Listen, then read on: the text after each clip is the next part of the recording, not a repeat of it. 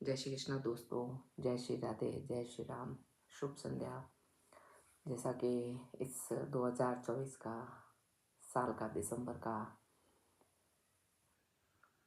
अंत चल रहा है, कामना करती हूँ आपका आने वाला 25 बहुत ही अच्छा, सुखद, आनंदित, हर्षोल्लास भरा हो।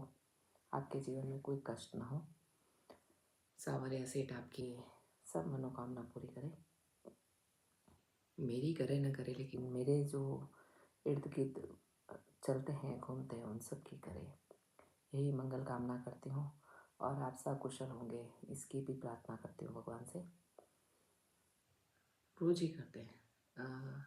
सोशल मीडिया भी एक अपना परिवार जैसा ही होता है दोस्तों, क्योंकि आज के युग में सोशल मीडिया से ज़्यादा अटैचमेंट है सभी का, छोटी एज से लेके बुजुर्गों का तक का।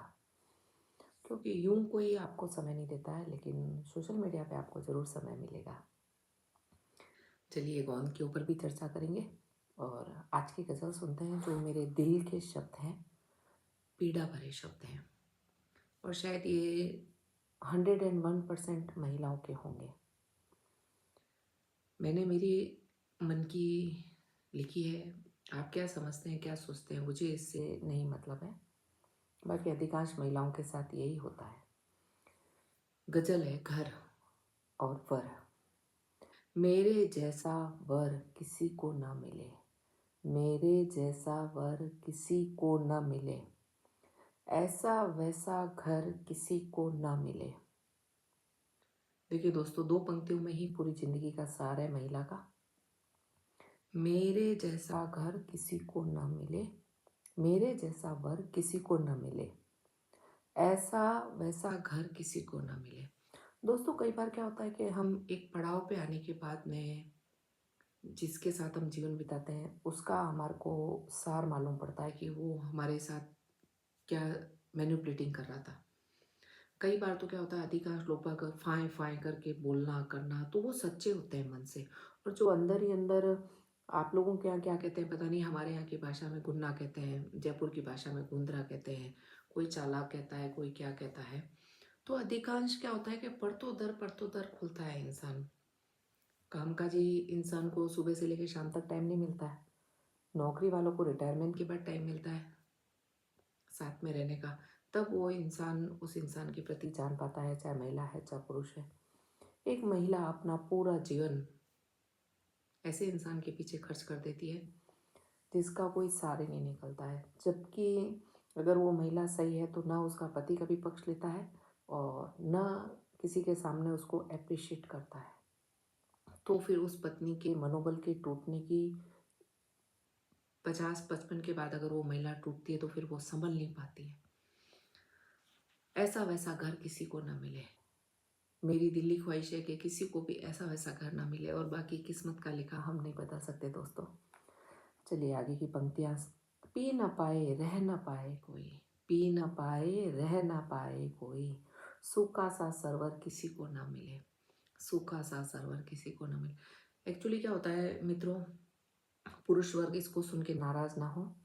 कई बार क्या होता है, महिला अच्छी भी होती है तो भी उसको पति और ससुराल वाले उसको एक्सेप्ट नहीं कर पाते हैं।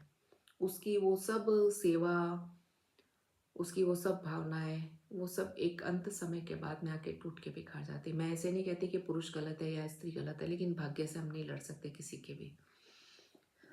पी ना पाए रह ना पाए कोई, सूखा सा सरवर किसी को ना मिले। अच्छा खाना पहनना ओढ़ना, ये न तो अच्छी महिलाओं के लिए साबित होता है अच्छा। आप भले ही 2 रोटी खिलाएं, लेकिन सुख के खिलाएं। बड़े गाड़ी बंगले नहीं जरूरत होती है।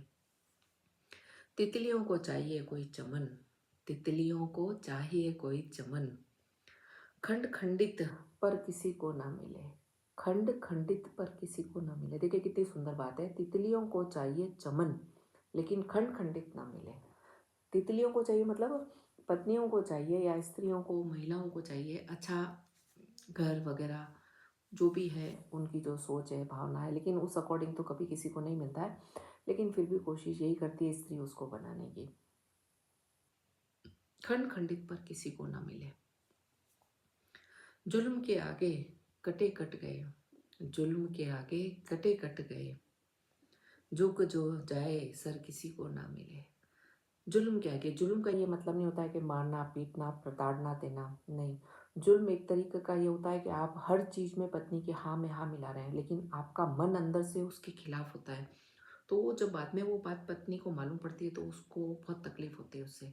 बेहतर यही होता है कि आप अपनी स्पष्टवादिता रखें हर चीज़ में, कि हाँ ये काम अच्छा नहीं है तो नहीं है, आपको इससे व्यवहार रखना है तो नहीं रखना है। आप अपने परिजनों से व्यवहार रखना चाहते हैं लेकिन पत्नी को आगे ढाल बनाते हैं कि ये व्यवहार रखेगी या ये बुरी साबित होगी, तो वो गलत बात है दोस्तों। जुल्म के आगे कटे कट जाए, झुक जो जाए सर तो किसी को ना मिले। ऐसी स्थिति में पत्नी का सर किसी को नहीं मिलना चाहिए, मेरा ये तजुर्बा है। एक तरफ आप कहते हो कि मेरे परिवार वालों से बात नहीं करनी है, और एक तरफ आप कहते हो कि मैं कहाँ रोक रहा हूँ, जाओ तुम्हारी इच्छा हो। तो ये दो धारी तलवार हमेशा इंसान, स्त्री हो पुरुष हो, हमेशा चोट पहुंचाते हैं इंसान, और अंदर तक चोट पहुंचाते हैं, अंदर तक। इसलिए अपने मन का सोचें और अपने मन का विचार करें। चेतना खा जाए, चेतना खा जाए मिलकर जिससे, ऐसा रस पल भर किसी को ना मिले। एक अंत समय में आके जब आपको पता चलता है कि हम मैनिपुलेट हुए हैं, या हमारे को इस तरह से आजू बाजू शहद लगा के हमारे को बीच में रख रखा है, और आपको ये साबित करा जाता है कि हमने कभी तुम्हारे को तंग नहीं करा, हमने किसी चीज़ के लिए आपको रोका नहीं, बाकी अंदर ही अंदर आपके द्वेष की भावना होती है, तो वो बहुत स्त्रियों को कचोटती है। चेतना खा जाए मिलकर जिससे, ऐसा रस पल भर किसी को ना मिले, पल भर किसी को ना मिले। दोस्तों चलिए आज वापस फिर गोंद पे चर्चा करते हैं। दोस्तों गोंद एक ऐसी चीज़ है आप देखिए इससे व्रत वाले का फलाहार भी बना सकते हैं। तो उसके लिए आपको करना है, एक कटोरी गोंद के फूले बनाए देशी घी में, गोलों को कसें, पतली पतली लेयर काटने से नहीं होता है, उनको कसें ताकि वो बाइंडिंग में आवे। पोस्त दाना लेवें, छाने, उनको साफ करें। रोस्ट करा हुआ, अगर आपको नारियल पसंद है तो उसको रोस्ट करें, रोस्ट पसंद नहीं है तो आप ऐसे ही रखें। आधा नारियल मिक्सी में दरदरा करें और आधा कसें। उसी तरह सब ड्राई फ्रूट आप तल के निकालें। फिर बनाएं आप गुड़ की पात। गुड़ की पात बनाएं, अगर आपने एक एक कटोरी बाउल लिया है तो कम से कम आपको आधा किलो गुड़ लेना है। आधा किलो गुड़ लेके आप पात बनाएं। पात बना के बाद में थाली में घी जमाएं। पात थोड़ी सी कड़क हो जाए तो आप उनको सबको मिक्स करके और चक्की जमाएं और काटें। ये फलाहार में भी अच्छी रहती है और आप ऐसे भी खा सकते हैं। ठीक है दोस्तों, चलिए अंतिम पंक्तियाँ सुनते हैं। राधे जो चला जाए पलक खुलते ही, वैसा भी अवसर किसी को ना मिले। राधे जो चला जाए पलक खुलते ही, वैसा भी अवसर किसी को ना मिले, किसी ना को मिले, किसी को ना मिले। दोस्तों साधुवाद है आपको। चलिए कल फिर मुलाकात करेंगे आपसे। जय श्री राधे, जय श्री कृष्णा।